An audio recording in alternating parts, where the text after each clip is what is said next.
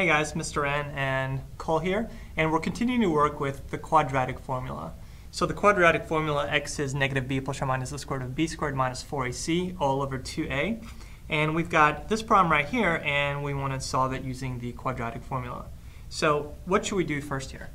We should get all the terms on one side and set it equal to 0. Yeah, so should we move the 3x to the other side or the 2x squared plus 5 to the right side? 3x for efficiency. Yeah, sure. So fewer things move. All right, so go ahead and shift that over.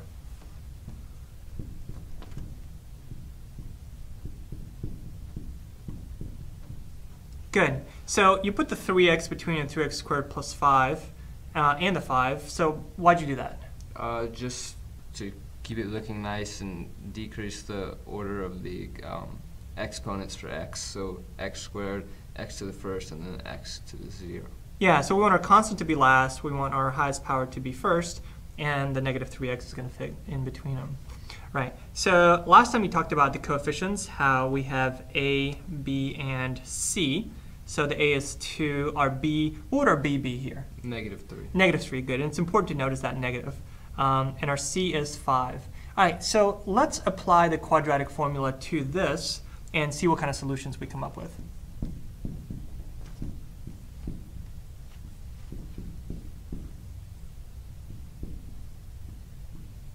So I really like how you're including the negative 3 in parentheses here.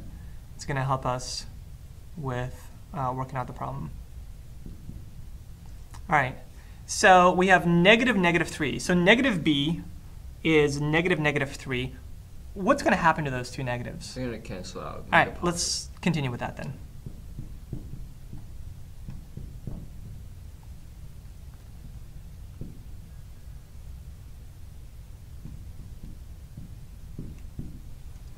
Now, one mistake that I see a lot of people do is they'll say they won't have parentheses here. So instead, they'll have something like the square root of negative 3 squared, and then just write negative 3 squared minus blah, blah, blah. And this turns into negative 9, and that is incorrect.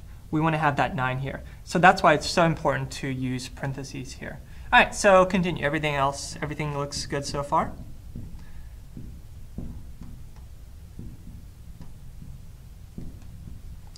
Good. So we have x is 3 plus or minus the square root of 31 over 4. What's another way of writing the square root of negative 31? You can take out an I. Good. And write it as I times the square root of 31. Good. So my two solutions here are x is 3 plus I squared of 31 over 4, and x is 3 minus I squared of 31 over 4. So we have two complex solutions. If we were to graph this, do we expect this to intersect the x-axis or not intersect the x-axis? Not intersect. Yeah, so we expect, and I'm not sure exactly what the graph is going to look like. I just know that because it has a positive coefficient, it faces up, and because it has two complex solutions, it's not going to intersect the x-axis.